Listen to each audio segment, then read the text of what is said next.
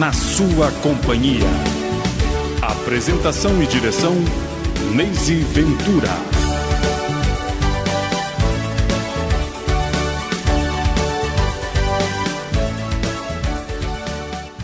Olá, amigos, o programa Na Sua Companhia está começando e que bom vocês estão aí. Neise Ventura.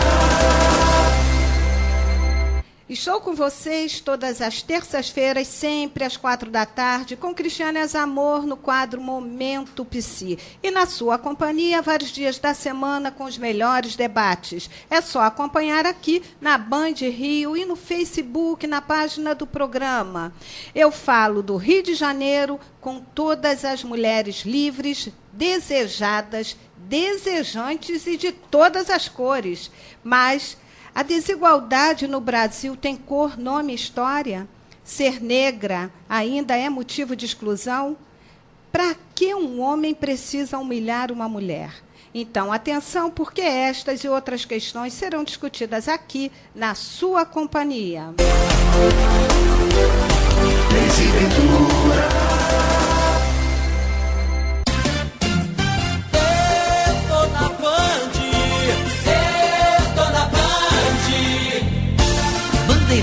Bandeirantes, 1360.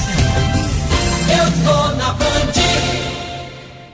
E você está aqui no programa Na Sua Companhia, acompanhando tudinho que a gente vai conversar hoje, né? E os nossos debatedores estão preparados para este grande debate com a sua ajuda. Você pode enviar as suas perguntas pelo site do programa nasuacompanhia.com, lá no Fale Conosco, ou aí na live da nossa página do Facebook. E fiquem ligados, porque aqui são muitas novidades. No quadro Entrevista e Companhia, Geraldo Nogueira, conversando sobre o lançamento do livro Pessoas com Deficiência, Opinião e Crítica. Então, vale conferir. Hora do debate, Zoneto. Na sua companhia, debate. E o programa de hoje está super interessante e bem informativo. Vamos debater o preconceito nosso de cada dia e a situação da mulher, principalmente da mulher negra brasileira. E para este debate, convidamos Flávia Nascimento. Ela é coordenadora de defesa dos direitos da mulher da Defensoria Pública do Estado do Rio de Janeiro, e Amanda Mota, secretária adjunta da Federação de Mulheres Fluminense e conselheira do Conselho Estadual do Direito da Mulher. Boa tarde, meus amigos, companheiros do programa. Boa tarde, Neise.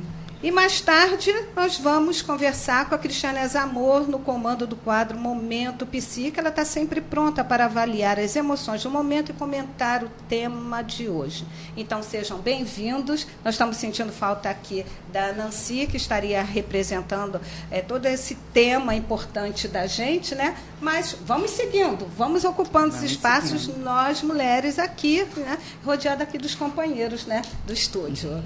Bom, hoje nós vamos fazer esse movimento, né, esse balanço do movimento das mulheres pelo reconhecimento de seus direitos, né, de sua dignidade, dos ataques que continuam recebendo sobre sua cor, seu corpo, trabalho e sexualidade. Flávia, vamos aqui pensar, essa questão da desigualdade no Brasil, ela tem cor, nome, história? Tem. Infelizmente, a gente tem que pensar, trabalhar isso sob essa perspectiva, né, da construção histórica do patriarcado, do racismo no Estado brasileiro, né? A gente tem como base da nossa sociedade, desde o nosso período colonial, uma sociedade muito marcada por essa marca do patriarcado e do racismo, né? Pois é.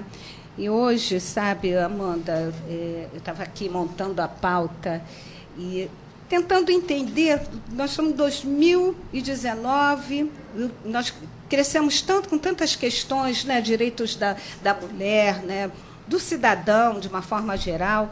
Aí vem o novo presidente da Fundação Palmares que diz que o Brasil tem um racismo Nutella e que a escravidão foi benéfica para os descendentes e defendeu a extinção do feriado do Dia da Consciência Negra.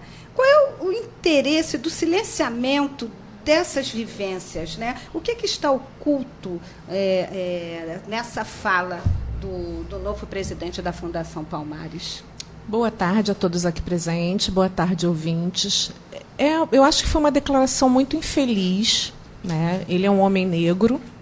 A escravidão, eu acho que ela não foi só perversa com os negros, mas eu acho que toda a sociedade, eu acho que a gente também acaba sentindo, principalmente no Brasil, porque no Brasil eu acho que todos nós temos o sangue negro, né? Não existe realmente uma raça pura no Brasil, nós somos misturas. Então, acho que foi uma declaração muito infeliz, muito triste. Com isso, muitos movimentos, principalmente o movimento negro, se sentiu muito ofendido, porque essa data é uma data importante, porque é um momento que se discute sobre a religião, sobre a cultura, sobre a comida, uma série de detalhes que é totalmente desconhecido. E, às vezes, essa data leva a voz dessa população que ainda é tão sofrida e tão massacrada. E o negro que consegue ocupar o seu espaço, ele sabe o quanto ele sofre preconceito naquele espaço onde ele alcança o destaque e o quanto é importante para os demais negros. Então, na minha opinião, foi assim uma infelicidade essa declaração dele. E o que você acha disso, Flávia? É um apagamento de toda uma população, de toda uma luta, na verdade, né? Quando a gente volta a fazer essa análise histórica, a gente percebe, você comentou das mulheres e da população negra. As mulheres lutaram muito para nós sermos reconhecidas como sujeitos de direitos. E a gente sabe que, principalmente, a população negra lutou muito para ser reconhecido como sujeitos de direitos, uma vez que viveu e vivenciou na carne as mazelas do período da escravidão, né? Então, houve uma luta muito grande para ser reconhecido como sujeitos de direitos. A nossa legislação não contemplava esse grupo, né? E, com isso, foram excluídos de diversos espaços, principalmente de espaços de poder. E, com isso, quando a gente se depara com uma afirmação dessa, de uma pessoa que deveria representar todo esse grupo num espaço de poder importante, a gente acaba se deparando com um grande retrocesso, né? A gente sabe que hoje as políticas públicas para diminuir essas desigualdades não estão dando conta da diminuição dessa desigualdade, né? A gente tem dados aí do dossiê Mulher de 2019 que revela que das mulheres que sofrem as violências mais graves, aquelas que são mais atingidas pelos crimes mais graves, como homicídios, estupro, feminicídio, são as mulheres negras, né? Por que toda a política pública de proteção não dá conta de proteger esse grupo? Da mesma forma, o Brasil, na área da saúde, adota diversos protocolos para diminuir os casos de mortalidade materna, né? A gente sabe que houve uma diminuição entre as mulheres brancas, mas houve um aumento de mortalidade materna entre as mulheres negras e pardas. Então, por que essas políticas públicas não dão conta de proteger esse determinado grupo, principalmente das mulheres? Olha, né? Flávia, hoje em dia eu já nem pergunto por quê. Eu já pergunto para quê. Para que não dá conta? Para que não tem um programa, uma coisa maior para dar essa assistência? Então, para quê? O que está oculto? O que está por trás disso? Qual é a intenção disso? Que falação é essa de achar que não reconheceu uma história de escravidão no Brasil? Que história é essa? E aí você, trazendo essa questão da saúde, a violência contra a mulher, ela começa na linguagem e termina na bala. É isso que a gente tem visto hoje em dia. Faz sentido isso, Amanda? Né? Quantas mulheres são vítimas, até na hora do parto? Uhum. Elas são agredidas, são humilhadas, são desprezadas, acham que você está aí sentindo suas dores do parto, isso é frescura. Na hora de sair, namorar, você vai, para não falar outras coisas, né, meus amigos? Mas a coisa está bem assim. É uma realidade triste, mas que nós vivemos ainda nos dias de hoje, né? A mulher ela é sempre colocada em determinado local, onde ela não pode ter a liberdade que ela tanto deseja, né? Onde ela não pode ser igual ao homem, onde para ela tudo é proibido, e realmente assim, o índice de mulheres que sofrem na hora do parto é gravíssimo, como a doutora Flávia falou, o índice de mulheres negras, né, realmente é um índice assim, assustador. Então, como as mulheres ainda sofrem tanto no Brasil? Né? Na verdade, a cada uma hora, na verdade, a cada 4 minutos, uma mulher sofre violência no Brasil ou é assassinada. Então, assim, o índice é alarmante, é assustador, porque qualquer estrangeiro que chega no Brasil, quando chega aqui, acha que a mulher tem muita liberdade, né, acha que a mulher é igual, e, na verdade, nós somos o 5º país que mais matamos e violentamos as nossas mulheres. Então, isso, às vezes, parece ser meio contraditório, mas não é. Né? É um dos lugares mais perigosos para a mulher viver, é no Brasil. Infelizmente, essa realidade é muito triste. E o que me assusta, né? E esse é um dos motivos, Flávia, que você está voltando aqui, que nós combinamos com os nossos ouvintes, para a gente poder falar sobre essas mulheres que estão submetidas e estão em situação também de vulnerabilidade em relação a esse poder que alguns líderes espirituais, incluindo aí João de Deus, que tem mais de 600 processos nas costas, né, que abusou de mais de 600 mulheres, né, mas nós temos aí, vamos englobar padres, pastores, né, guia espiritual, e normalmente a pessoa ela vai em condição de vulnerabilidade ali, e ela, o tempo todo, ela está olhando para esses líderes, né, como alguém que tem uma força muito grande, um poder sobre ela, né? E aí eu fico vendo por que essa história ela vai se repetindo. E tem muita questão de medo nesse imaginário feminino, né? E não só porque muitos homens também sofrem determinado tipo de abuso dos seus líderes, mas existe muita questão do medo. E aí tem que voltar a fazer uma breve análise histórica, né? A nossa sociedade, além de ser calcada, né?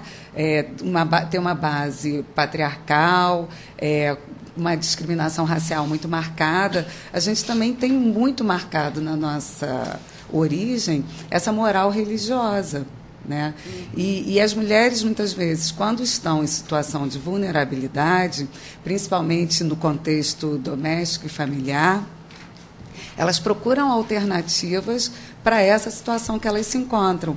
E muitas vezes acabam buscando alternativas junto aos seus líderes espirituais e muitas vezes não encontram a resposta que elas esperariam, né? O suporte que elas esperariam para poder abandonar aquele ciclo de violência que ela se encontra, né?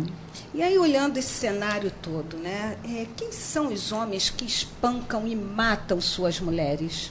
Amanda? São aqueles homens que se sentem os todos poderosos, são aqueles homens que não admitem que a mulher é um ser humano, que a mulher é uma igual, que a mulher é sujeito de direito, que a mulher pode sim e deve dizer não quando não está a fim de qualquer coisa, que ela tem direito a escolher sim aonde ela quer estar, como ela quer estar, com quem ela quer estar.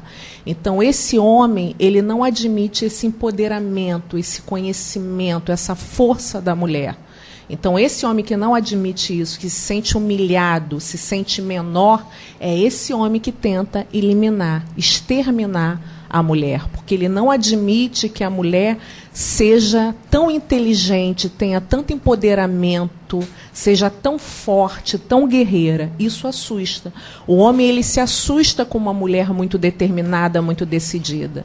Então, esse homem que se sente menor, ele quer exterminar aquela pessoa que deixa ele se sentir assim.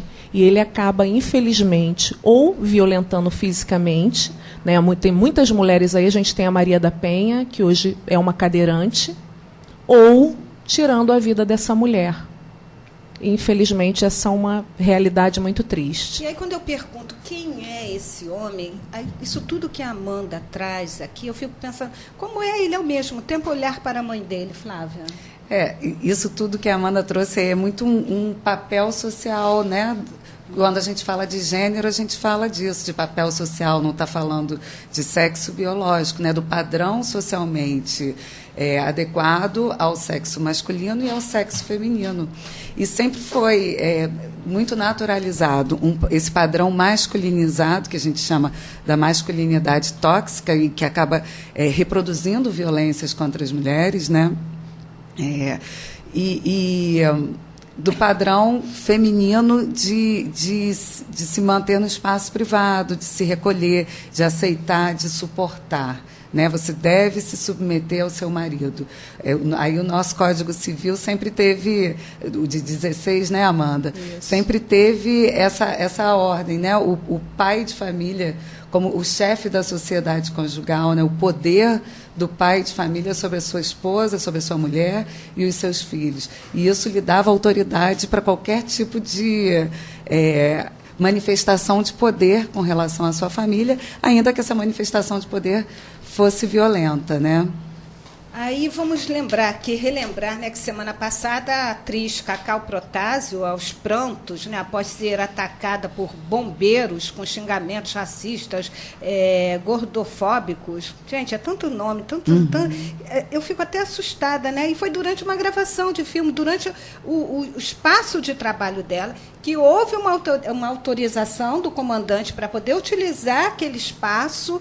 Aí chega um desavisado da vida, né? Ou não sei, acho que você vai poder definir melhor, né, Amanda? Mas chama a atriz de gorda, preta, bucha de canhão e filha da P.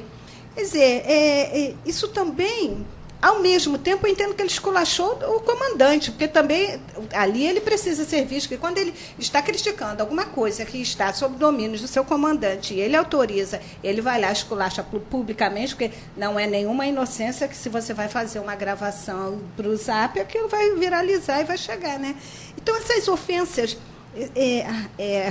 raciais é crime, né? E quem são agora, pergunta, esses homens que ofendem, humilham mulheres alheias, porque é aquela coisa assim, não, a minha mulher é perfeita, está dentro de casa, minha irmã, mamãe, papai, e sai esculachando a mulher alheia, né? Não é? Que ele se sente no direito de... Eu vou defender a minha família, tal, e sai por aí naquele politicamente correto e sai esculachando as outras mulheres. Eu fico imaginando, ela é uma mulher famosa, super conhecida, é uma atriz, é uma comediante. E eu fico imaginando outras mulheres que, de repente, não têm a voz que a Cacá teve a possibilidade de ter. Né? Eu fico imaginando... Com certeza ele é um misógino, não tem como dizer que não. Né? Provavelmente ele não gosta muito de mulher, porque ela é uma atriz maravilhosa, uma comediante muito boa, e ali ela estava, na verdade, gravando uma cena para um filme. E ele se incomodou de ver ela usando a farda da instituição, ele achou que era uma ofensa, e começou a proferir uma série de ofensas e praticar o racismo. O racismo é crime, está na nossa Constituição. E foi lamentável tudo isso, mas eu acho que isso vem também para a gente repensar mais uma vez, para a gente debater muito mais, e para a gente repensar o tipo de educação que a gente quer dar para as nossas crianças, né, para os nossos adolescentes, e por que a gente ainda reproduz tanto esse tipo de preconceito, esse racismo. Porque quando você fala assim, ele não gosta de mulher, eu acho que a coisa está tão mais lá para trás, né? Porque ele pode estar repetindo uma história familiar, do próprio sistema familiar dele. A educação. Né? A educação, né, os padrões limitantes que aquela família tem, enfim, uma forma dele também se sentir pertencente àquela família, que todos os homens maltratam as mulheres, mas que mesmo assim as mulheres são, as mulheres deles, eles protegem, as mulheres de uma forma geral não. A forma tão natural que ele expressa essas ofensas com relação à atriz Cacau. Como se todo mundo ali fosse concordar com ele também. Pois é, né? Quanto é natural ele agir assim. E aí a gente volta àquela sua referência ao atual presidente da Fundação dos Palmares, Zumbi dos Palmares, quando ele diz que não existe racismo no Brasil. E a gente vê na mesma semana, né? Pois é, a gente percebe o quanto o racismo é estrutural e estruturante da nossa sociedade, onde um agente do Estado acha que ele pode fazer ofensas de cunho racial, gordofóbico, com relação a uma pessoa que está exercendo a sua atividade laborativa e dentro do próprio batalhão, né? Pois é, e dá uma sensação, eu acho que, principalmente, né, que foi a própria Amanda que colocou, mas a Cacau é uma atriz, comediante, ela é uma pessoa pública. E aí eu fico imaginando essas mulheres que estão precisando de uma assistência médica, naquele momento no hospital público, está precisando de uma assistência jurídica, também numa defensoria, ou o que seja, né? Enfim, todas essas mulheres. E aí eu fico perguntando, talvez muitas pensam assim, nós somos culpadas disso tudo por sermos mulheres? Pois é. Amanda quer falar? Desculpa. Sim, nossa, como as mulheres se sentem culpadas. Como elas se colocam, né, como a culpada daquela situação que ela está vivenciando. Seja um preconceito, seja uma violência, ela sempre se sente culpada. E aí ela tem que procurar muito apoio para se fortalecer e perceber que ela não tem culpa de nada, e o quanto ela é especial, o quanto ela é única, e o quanto ela é amada pelas pessoas que estão, amigos, mãe, pai, irmãos, que estão ali para proteger e mostrar para ela o quanto ela é importante. Mas até ela conseguir isso, até ela ganhar essa consciência, ela sempre se sente a culpada. E é um sofrimento muito grande. Vou te falar que são anos e anos de terapia, muitas vezes, para ela conseguir se fortalecer. Muito por conta dessa moral cristã nossa, assim, baseada na culpa, né? E principalmente para as mulheres, das mulheres acabam se colocando num papel de submissão, e principalmente as mulheres negras, né? Pensando aí em todo esse nosso passado histórico e qual foi o lugar reservado às mulheres negras no passado, né? E aí esse papel de submissão muitas vezes faz com que a gente questione, será que eu fiz alguma coisa errada? Né? E isso acaba se reproduzindo por toda a sociedade. E sempre tem uma pergunta assim, o que você estava fazendo naquele Exatamente, dia, naquela hora? era isso que eu ia falar. Né? O único crime que a mulher, que a vítima tem que justificar por que ela sofreu aquele crime, que ela não deu motivo para sofrer aquele crime, é uma violência de gênero. Eu não vou nem falar só das violências sexuais, não. Qualquer violência de gênero, o primeiro questionamento é com relação à mulher. O que você fez para ele te agredir? Por que você estava usando essa roupa? Por que você estava andando numa rua escura? Né? Ninguém vai perguntar para o nosso companheiro aqui de mesa, se ele estiver numa rua escura com um relógio caríssimo, por que ele estava andando com aquele relógio caro àquela hora, naquela rua, num lugar tão perigoso. Né? A ele vai ser respeitado todo o direito dele como vítima. Sim, vai seja falar, numa delegacia vida, de polícia. Hein, você se distraiu por estar ali, né? Usando esse relógio de ouro. Vai haver uma solidariedade. Né? Posso só fazer um comentário de como o racismo no Brasil é forte? Há 6 anos atrás, uma amiga minha, negra, nós fomos num prédio na Rio Branco. Então, assim, há 6 anos atrás, tem muito pouco tempo. E ela foi proibida de entrar no elevador social. E eu tive que brigar por ela, e ela não teve reação. E no final eu acabei ficando chateada com ela, porque eu queria que ela tivesse uma reação, falando, olha, você é advogada, igual a mim, não tem diferença, mas ela ficou paralisada, ela entrou em choque, ela não teve reação. Ela abaixou a cabeça e falou assim, não, Amanda, você pode ir que eu te espero aqui. Eu falei assim, não, você vai comigo. Nós somos 2 advogadas, então você vai comigo. Está falando uma coisa de 6 anos atrás, de né? 6 anos atrás. Eu ouvi recentemente, eu não lembro agora o nome da jornalista que faz parte do Estúdio I, daquela bancada. A Flávia Oliveira. E ela estava contando que ela estava hospedada num hotel em Brasília, e quando ela chegou lá, ela pediu, né, o cartãozinho da chave do quarto dela. Aí a recepcionista pegou o telefone e falou assim, não tem ninguém lá não. Ela, claro, sou eu que estou. Quer dizer, ela saiu ali calada, impactada, igual a sua amiga Amanda, porque eles estavam pensando que ela era uma mulher de programa. Olha só Então, que ela iria para aquele quarto. Depois, na hora que veio, que a ficha dela caiu, ela ficou tão impactada que ela não teve reação alguma. Não tem, porque isso é uma fala, uma postura extremamente invasiva, traumatizante. A pessoa não fica, ela não tem reação. É igual alguém falar qualquer outra coisa para você. Já não temos, às vezes, uma brincadeira sem graça, uma piada, até piada, né? A gente, às vezes, fica querendo ver qual é a parte engraçada da piada, querendo entender. Agora, imagina um tipo de violência verbal ou uma intenção, um comportamento diante disso. Sua amiga vai ficar, ela pode ser qualquer coisa, a não ser que ela esteja realmente tão traumatizada e tão reativa que aí sim ela vai querer criar briga, enfim. São episódios que refletem esse racismo estrutural e que está aí para afastar determinados grupos de determinados espaços. São espaços que não devem, né, aqui entre aspas, ser frequentados por mulheres, não devem ser frequentados por mulheres negras, né, um espaço reservado exclusivo a pessoas brancas, sobretudo alguns espaços, quando a gente fala de espaço de poder, aos homens brancos, né? Pois é, e aí eu fico aqui pensando, eu tenho conversado muito com a Cristiane Azamor a respeito do lugar que fica o guia espiritual, né? Outro dia eu estava vendo um pastor dessas igrejas aí, que a gente faz confusão com os nomes, eu não quero ser injusta em falar o nome, mas também não quero dar publicidade desse sujeito, né? E ali ele falando que a mulher não deve estudar, nem fazer o ensino superior, botou um casal no palco, todo mundo deve estar, porque isso está na internet, um casal no palco, e o pastor começou a dar exemplo para aquele público enorme, de mulheres jovens, mulheres adultas, homens também, e que a mulher ela deve estar submetida ao homem, não estudar, né? Não ser mais do que o homem.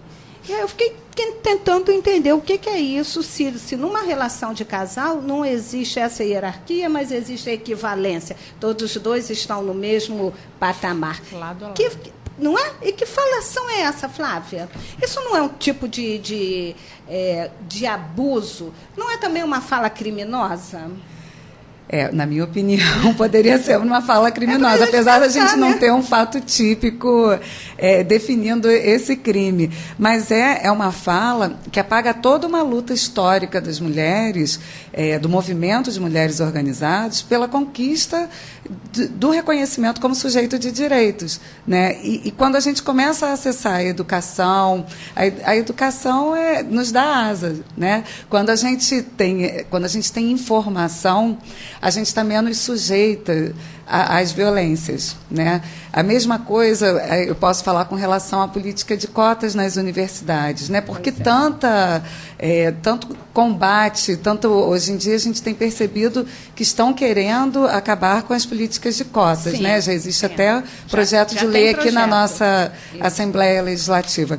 E a gente sabe o quanto a gente deve adotar medidas com o intuito mesmo de fazer uma reparação histórica desse grupo que foi sempre excluído desse espaço da educação, né?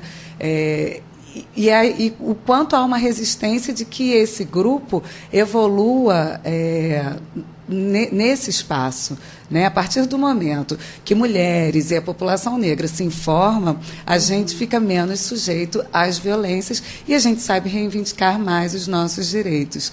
E, a partir daí, a gente pode conquistar outros espaços que nunca foram naturalizados como espaços de mulheres, espaços da população negra, né? Pois é, né?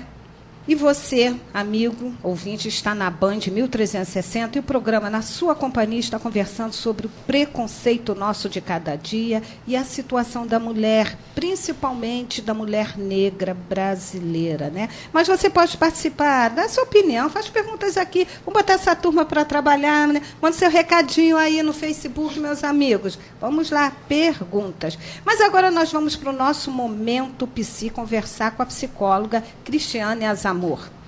Boa tarde, minha amiga. Boa tarde, Neise. Boa tarde, debatedores. Gisoneto, boa tarde. Boa tarde, o pessoal, ouvintes, né? Sim. O pessoal que está deixando recadinho aqui na página do Facebook. Claudinha, psicóloga lá da região dos Lagos. Eduardo Lopes, lá de Portugal, tá ouvindo o nosso Olha, programa. bacana, Márcia Eduardo. Silva, assistente social querida.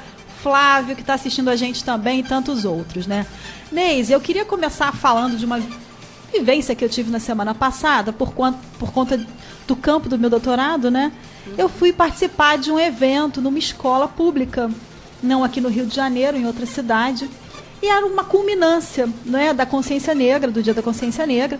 E tinham 3 africanos, um rapaz e 2 moças. E aí os alunos faziam perguntas, né? Então, assim, eles trouxeram muito essa questão do Brasil ser racista, do quanto eles perceberam isso aqui, que eles não tinham noção, né? Eles gostam muito das novelas, mas quando chegaram aqui, ligaram a televisão, no jornal, né, só tem branco, e que eles passaram a não ver mais televisão. E aí surgiu alguma pergunta dessa questão da violência doméstica e tal, e os 3 começaram a falar, e eu achei interessante, de como a mulher é submissa na África, não é? Só que eles falaram não como um aspecto negativo, com um aspecto positivo, porque aí houve essa questão de não é uma escravidão, não é uma submissão de escravidão, mas de respeito. Naquele momento eu me coloquei com um ponto de interrogação, né? Se por um lado, né, há uma defesa de uma hierarquização de raças, de cor de pele, e por outro lado não se questiona uma hierarquização de gênero, né? Comecei a achar estranho e tal. Mais tarde eu percebi que tinha um atravessamento religioso, né? De uma religião evangélica, religião essa aqui que está crescendo aqui no Brasil, né? A passos largos, principalmente em grupos mais vulneráveis, né, da população. E eu convivo muito, né, com algumas pessoas que são... E eu converso muito sobre isso. Então, assim, eu estou muito assustada, não é, por essa questão, esse atravessamento religioso que está tentando colocar a mulher de novo nesse lugar de submissão. Não é? Então, quando a gente fala de emoção e comportamento, a gente vê uma raiva em relação ao feminismo, às feministas. Quando essa raiva é do homem, não é? A gente entende porque tem muitos que ainda não engoliram, né, os avanços, né, o que a gente conquistou. Não acompanharam, né? Não engoliram, não querem, não aceitam, né? Então tem um grupo aí que não aceita, que não quer, enfim. Então quando vem do homem a gente entende, né? Então vem a emoção, a raiva, o ódio, o comportamento de denegrir a imagem das feministas, de desqualificar o feminismo. O pior é quando vem via mulher, quando a mulher apresenta essa crítica. Essas feministas, e isso eu tenho observado e tem me assustado muito, né? A gente tem que pensar que todas nós, né, usufruímos, né, de conquistas, né, independente de onde nós estejamos, do que nós estejamos fazendo, nós usufruímos dessas conquistas. Direito ao voto, não é? Direito de herança numa separação, direito de guarda dos filhos, direito de estudar para além do ensino primário, direito de escolher e não perguntar ao homem se ela pode trabalhar, né? Então foram conquistas, né, e protetivas também, Lei Maria da Penha, Lei do Feminicídio. Todas nós vivemos essas conquistas. E eu acho assim, eu fico muito espantada quando mulheres reproduzem esse discurso, né, contra o feminismo, e eu vejo um atravessamento religioso muito grande, né? Então, assim, tem que ter informação, não é? Temos que pensar, temos que divulgar e conversar sobre isso, sim, porque está muito perigoso, não é? E de onde vem essa raiva? Né? Então, se a gente está falando de emoção e comportamento, né? Se tem essa conduta da mulher, essa atitude da mulher, né? Um comportamento verbal de denegrir também a imagem das feministas e tal, de onde é que vem essa raiva? Do medo, né? Se você for parar para pensar, é do medo. Isso tudo que a gente aqui está falando, da mulher que está buscando seu lugar, seu espaço, empoderada, né? Então, essa raiva vem... Claro e evidente, tem muitas histórias aí disso tudo que você está trazendo, né? Da cultura, tudo, mas com raiva. Porque o que eu achei mais interessante, Cris, que você trouxe, foi que lá os africanos, eles não colocam com essa raiva. Isso, lá não vem a emoção. Lá vem, não, é um respeito, como eles falaram, isso, respeito aos idosos, os velhos que eles chamam, né? Então, quando um velho morre, é uma biblioteca que está pegando fogo. A gente entende, porque é uma hierarquização pelo conhecimento, pelo tempo de vida, pela experiência que aquela pessoa passa. Agora, uma hierarquização pela hierarquização não é? Como é a questão racial, como é de cor de pele, como é uma questão de gênero. E aí a gente tem que pensar nisso, né? Às vezes tem grupos ali muito envolvidos nas suas questões, mas a gente tem que discutir o porquê, isso eu já trouxe em outros momentos, que nós estabelecemos esse tipo de vínculo com o outro na nossa cultura, não é? Hierarquizada, né? Professor-aluno, relações familiares, relação de raça, cor de pele, gênero, tudo tem um atravessamento hierarquizado, né? Então o ser humano parece que busca sempre, eu quero estar aqui nesse lugar de mando, de controle, e você fica ali embaixo. E tem gente que concorda ficar, né, naquele lugar por medo e por outras questões ali, né? Enfim, né, isso tem me preocupado, deixo aí esse ponto de interrogação, as mulheres que estão assistindo, ouvindo, né, a gente também, que estão nesse lugar de reprodução, né, dessa desqualificação, né, das feministas. Gente, mas nós não vivemos, nós estamos aqui falando livremente, eu não perguntei, né, para um homem se eu poderia estudar e o que eu poderia estudar. Não é? Aliás, porque nós, mulheres, né, quando a gente está se referindo a crianças, tudo bem, ela não tem essa autonomia, mas querer uma autorização de alguém que está acima para poder fazer alguma coisa, oi, amiguinha, preste atenção. E é recente, né, Neise? 1962, o Estatuto da Mulher Casada, são conquistas recentes ali, não é? E que, enfim, que pessoas, né, poderiam, né, mais novas ali, poderiam lembrar, né? Mas vamos enfim, lembrar, mas parece eu acho que falta aí, Cristiane, essa conversa da história da família, a mamãe com as filhas, a vovó, a titia, contar a história. Se a gente pensar, a gente não lembra quem foi a sua bisa, né? O que ela fazia naquela época. Então, é muito ruim, porque eu vejo que as pessoas hoje elas não estão contando mais a história. A história ela precisa ser recontada com Neise, mais aí, amor, com concordo, você tem grupos que é assim, né? Mas assim, a gente vê uma camada mais vulnerável da população que não tem essa organização familiar, não é? E aí vai para onde? Que instituição que dá uma identidade para essas pessoas? Que instituição que dá um nome, um lugar? É a religião, instituição religiosa, que pega o que está à margem do capitalismo. Que está tomando o lugar que poderia ser da escola. Né? A escola, do Estado. Exatamente. Então, as pessoas estão... Exatamente. Estão e aí você tem uma população que está à margem do capitalismo, que não tem esse poder de compra e de aquisição, que estão à margem mesmo. E aí a religião vem e pega todo mundo ali, só que vem com um controle social. Não estou falando de religião, mal de religião, muito pelo contrário. Né? Eu tenho a minha religião, então a religião poderia fazer, inclusive, um bem, né? Mas acontece que você vê certas pessoas que se dizem representantes de uma instituição religiosa, né, cooptando, pegando pessoas ali, dando uma identidade, um nome, um grupo, com o objetivo de controlar, de controle social. Né? E esse controle social está incluído a submissão, de novo, da mulher. Isso tem crescido, né? A gente tem que ficar com... Tem que conversar, trazer mais o debate. Os microfones estão abertos aqui para quem quiser, né? Conversar sobre isso, porque cada um pensa diferente, mas a gente precisa estar trazendo isso como questão, né? E a Cristiane está sempre aqui toda semana trazendo esses momentos, né, de avaliar as emoções, os sentimentos, comportamento, enfim. Acho interessante vocês as mulheres vamos avaliar, né, as raivas, né? Raivas, ódios, né? Vamos avaliar essas emoções de onde vem, né? A gente né? vê muitas mulheres muito raivosas também, assim como os homens. Mas pensar sobre essa raiva. É repensar.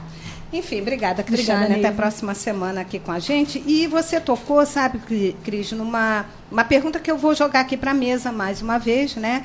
Na avaliação da Amanda e da Flávia, né, em que área a mulher, principalmente a mulher negra, né, qual foi a área que ela mais avançou e que menos avançou? Começar pela Amanda. Na verdade, nós vemos muitas mulheres negras na área da saúde, né? Muitas mulheres negras na área. Como profissionalmente falando, nós temos um índice maior de mulheres negras na área da saúde, como enfermeiras, como cuidadoras, muitas vezes, e a gente vê também bastante na área da educação.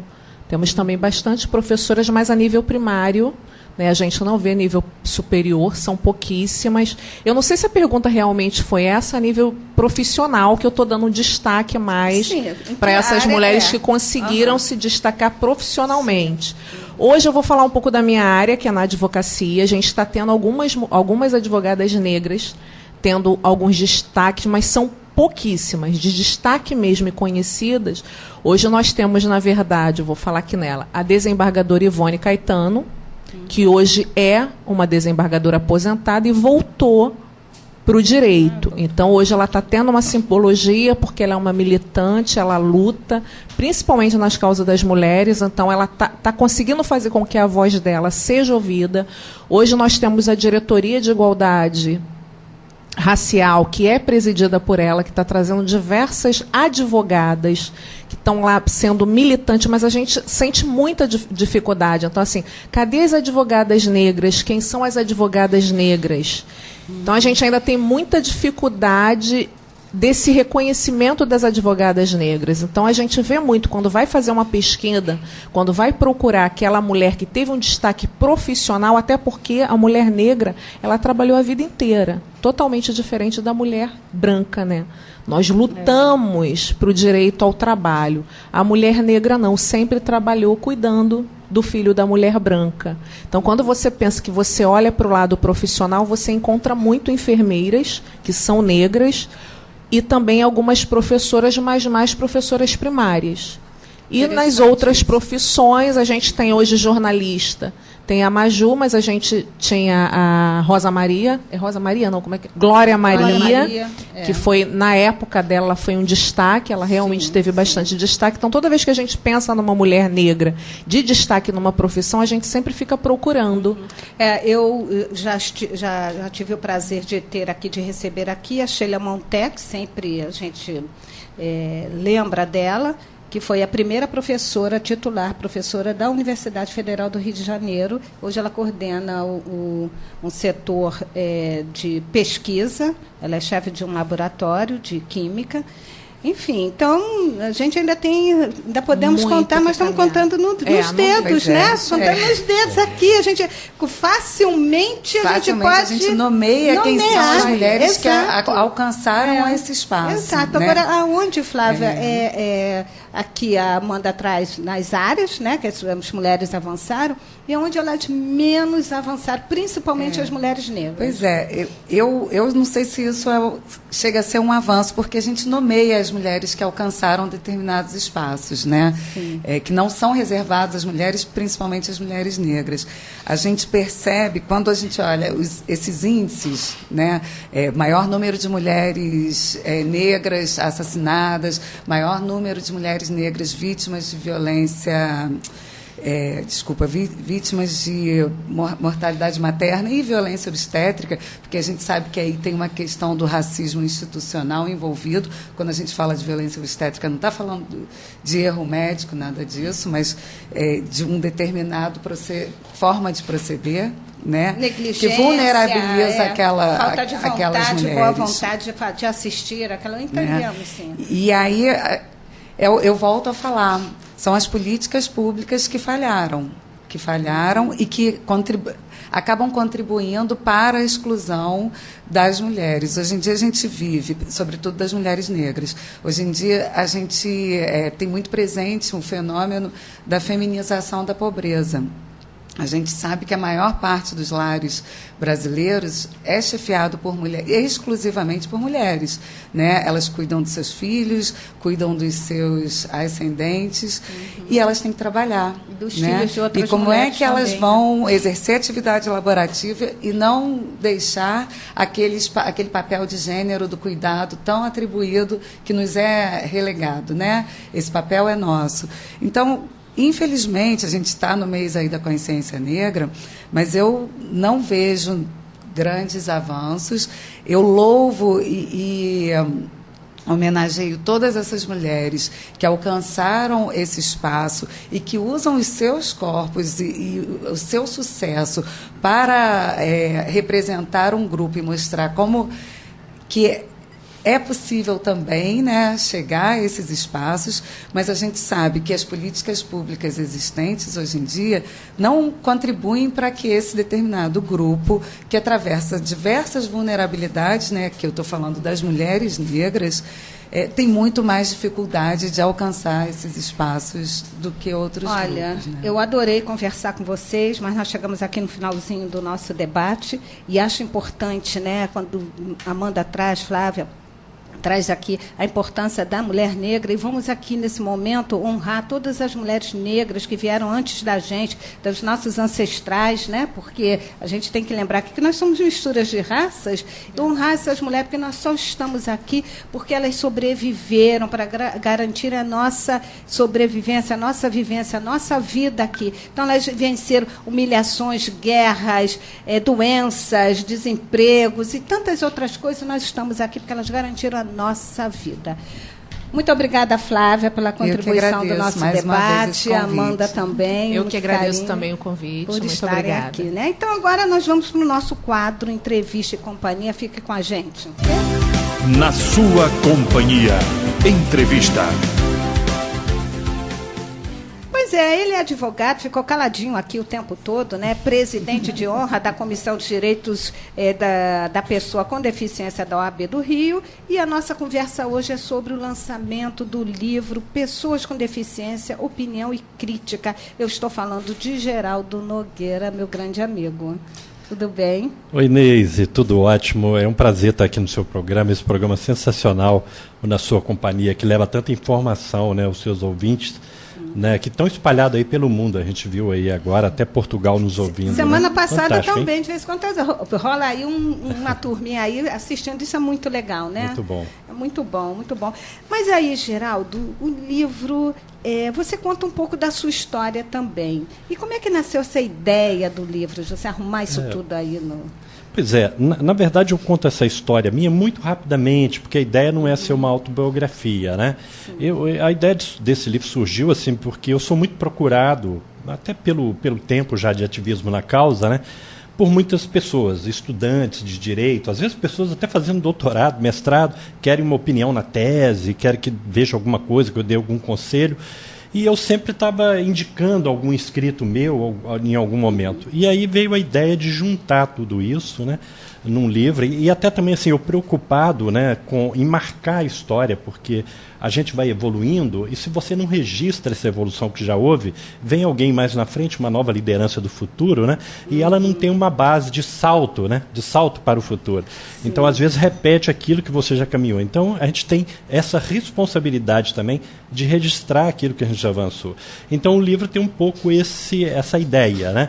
E ele é um livro que não é só para as pessoas com deficiência ou lideranças da área, mas ele também pode ser, inclusive, pessoas que transitam, né, por outros movimentos sociais fragilizados, pode usar o livro para ter uma experiência pelo viés da deficiência, até porque a deficiência perpassa todas as outras diferenças, né? O programa hoje tratou da questão da mulher negra, né, da exclusão da mulher, num geral, e principalmente da mulher negra, mas se imagina todo esse contexto somado à deficiência, né? Então agrava muito mais as situações, né? E o livro traz também assim muitos temas, são transversais, inclusive tem um título dentro desse livro que trata da questão da mulher com deficiência, que é Mulheres que Ressuscitam Leões. Eu dei esse título, né? E eu trato desse assunto, né? Da questão da mulher. Então ele tem aborda vários assuntos em vários aspectos. Muito interessante, né? Até porque um tempo atrás, eu estava falando aqui no programa que seria muito legal as pessoas olharem também a vida pelo olhar de uma pessoa negra, e você traz isso, né? Olhar a vida, porque eu acho que esse livro você quer atingir um universo, mas eu acho que é um livro para todo mundo, e olhar através da lente de uma pessoa com deficiência. Né? Eu acho que isso é muito legal, porque eu acho que sensibiliza a sociedade, as pessoas começam a ter mais cuidado até com o espaço físico, o espaço público, porque não tem. Aqui eu fico sempre imaginando como é transitar na cidade do Rio de Janeiro, que não é preparada para um carrinho de bebê, para uma pessoa com deficiência, para uma pessoa idosa. É verdade. Faz sentido isso? Né? A gente tem tantas exclusões, né, no meio de tudo. A sociedade tem que evoluir muito, né? Aliás, Neide, hoje é o Dia Internacional da Pessoa com Deficiência. O dia 3 de dezembro, ele foi reconhecido pela ONU, né? E é comemorado no mundo inteiro esse Dia Internacional. E ficou mais divulgado o mês de setembro, né? Dia 14 ou 13 de setembro. Não, dia 21 de setembro é uma lei federal, né, que reconhece o dia 21 de setembro como Dia Nacional de Luta pelos Direitos da Pessoa com Deficiência. Esse é só dentro do Brasil, é uma lei federal. O dia 21 é por causa do Dia da Árvore, o nascimento da árvore. Então, seria o surgimento de uma nova história, que foi a luta, né, por conquista de direitos. Então, esse dia 21, mas o dia 3 aí foi instituído pela ONU, e a ONU todo ano, né, nessa época do dia 3, ela lança um tema para o ano vindouro, né, um tema que ela quer trabalhar no mundo, na questão da deficiência. E esse ano o tema é promoção da pessoa com deficiência e suas lideranças. Olha que legal. E aí, olhando isso tudo, e você está representando muito bem esse universo aqui, né, no programa, é um prazer estar trazendo essa data importante, mas como é que você está vendo, como é que estão as políticas públicas para as pessoas com deficiência? Olha, ainda são muito... Já que é o tema, né, desse ano agora. É verdade. Não, é muito deficitário no Brasil. Na verdade, nós temos arranjos políticos, né, momentâneos, em localidades, quer dizer, uma prefeitura idealiza um projeto, faz aquilo, e um novo gestor que vem logo depois, aí desarranja esse projeto, que às vezes era bom, estava indo bem, porque por uma questão política, uma questão de visão, né? Então, assim, hoje nós não temos no Brasil, até hoje nunca teve, não temos ainda, né, uma política macro que é necessária, ela precisa ditar os caminhos do trânsito, né? A gente teve uma ideia aí no governo passado, que foi uma ideia boa, que era o Viver Sem Limite, foi um programa que inclusive tinha recursos, tinha 76 milhões de reais, eu acho, destinado ao programa. Era um programa que estadual ou da Não, União? Federal, era um programa federal que as prefeituras e os estados deveriam aderir a esse programa. Então a gente teve uma adesão mínima, o programa mingou, o governo federal também se perdeu, porque lançou o programa foi bem pensado, porque foi bem assessorado por quem entendia, né? Mas, na verdade, o governo não teve vontade política de implementar. Teve de lançar, porque deu uma mídia, deu um marketing para o governo, mas também não implementou de fato, né? E a realidade é essa, que nós não temos esse... porque política pública macro, ela é que dá a visão, né, para os estados, para o município, dos caminhos a serem seguidos, né? Então, você tem hoje políticas locais que nascem e morrem com aquele governo, né? Isso é muito ruim, então a gente vive isso. É muito ruim e é cultural. E diante disso tudo, o que você pensa sobre a nova proposta do governo do Bolsonaro, o governo federal, na contratação de trabalhadores com deficiência? Na verdade, ele está abrindo mão disso, esse valor que seria para contratar, o empresário ele pode dar esse dinheiro para a União, que eles vão fazer lá o que eles quiserem, né? E fica desobrigado a oferecer uma vaga para o trabalhador com deficiência. Como é que você está pensando isso? Você está sabendo? Olha, engraçado. Há uns anos atrás, que essa lei de cotas ela é antiga, né? Ela é de 91, surgiu a lei de cotas, 1991. Olha só, quanto tempo. E uma vez eu dando uma palestra em São Paulo, eu falei disso, né? Que a lei de cota ela precisava ser revista pelo movimento para ter uma flexibilização, porque senão no futuro as empresas iam tentar mexer nisso. E é o que está acontecendo agora, né? É uma tentativa de flexibilização da lei, mas a favor do capital, do poder econômico, e não a favor de né? Não, e de dar um espaço para a pessoa com deficiência, porque muitas pessoas até se tornaram deficientes pelo um acidente de trabalho, mas ela quer voltar para o mercado, não importa. Eu acho que isso mexe com a autoestima do trabalhador, que tem direito para esse espaço e ser beneficiado pelo sistema de cotas, né? Pois é. Hoje nós temos, na verdade, nas vagas que tem pela cota, hoje a gente atinge um índice de 1, alguma coisa por cento das vagas que existem. Então, mesmo tendo a lei de cota. Agora, se vier essa flexibilização, né, da forma que estão querendo, inclusive assim, o governo dá opção às empresas, se não cumprir a cota, pagar um valor, mas pagar ao governo federal. Engraçado que o governo quer fazer um caixa às custas da exclusão de um grupo que já é muito excluído dentro da sociedade. Exatamente. Né? Então, está sempre na invisibilidade. É exatamente um momento muito difícil que a gente está atravessando. Hoje a gente teve uma boa notícia, porque o projeto que veio através do governo federal, veio por mensagem do governo para a Câmara, ele veio com uma demanda de ser um processo ágil, né? E ele perdeu hoje essa tramitação de urgência. Ele perdeu. Ele veio com a característica de projeto de tramitação urgente. E hoje ele perdeu, a própria Câmara derrubou isso. Então, o movimento de pessoas com deficiência ganhou um tempo para discutir esse projeto, porque ele não foi discutido nem no Conselho Nacional da Pessoa com Deficiência, que é o CONAD, né? E muito menos pelo segmento, né? E a própria ONU, ela tem um lema, né, que diz para o mundo inteiro, que é o nada sobre nós sem nada. Sem nós, perdão, nada sobre nós sem nós. Você não pode falar da pessoa com deficiência sem que a pessoa com deficiência participe desse processo. Mas é o que muito acontece. E aí eu fico lembrando, né, no que as mulheres avançaram, né, e o que as pessoas... E você trouxe a questão também da mulher com deficiência. E nesse universo, né, qual foi o avanço que a pessoa com deficiência ela conseguiu ter, conquistou? Né? O que está faltando mais aí? Olha, a gente já está perdendo, né? Com a notícia de hoje, acho que é meio idiota essa minha pergunta, mas vamos lá. Mas a gente teve algum avanço, sim, porque assim, a pessoa com deficiência ela ainda tem uma invisibilidade muito grande dentro da sociedade, né? Principalmente a sociedade brasileira. Mas assim, hoje há uma consciência da sociedade para a existência desse segmento. No entanto, consciência não quer dizer assumir compromisso e agir, né? Então, assim, eu tenho consciência que existem, mas a responsabilidade não é minha, ou é do governo, ou é da família, e o governo pensa que é a família que tem que tomar conta, né? Então todo mundo lava suas mãos, né? É meio aquela história bíblica, né? Deus perguntou para Adão por que ele pecou, ele disse que foi culpa da Eva, né? E Eva falou que foi culpa da serpente que ele colocou no paraíso. Então, assim, um joga a culpa para o outro, é um pouco isso, né? A gente tem essa história com relação à deficiência.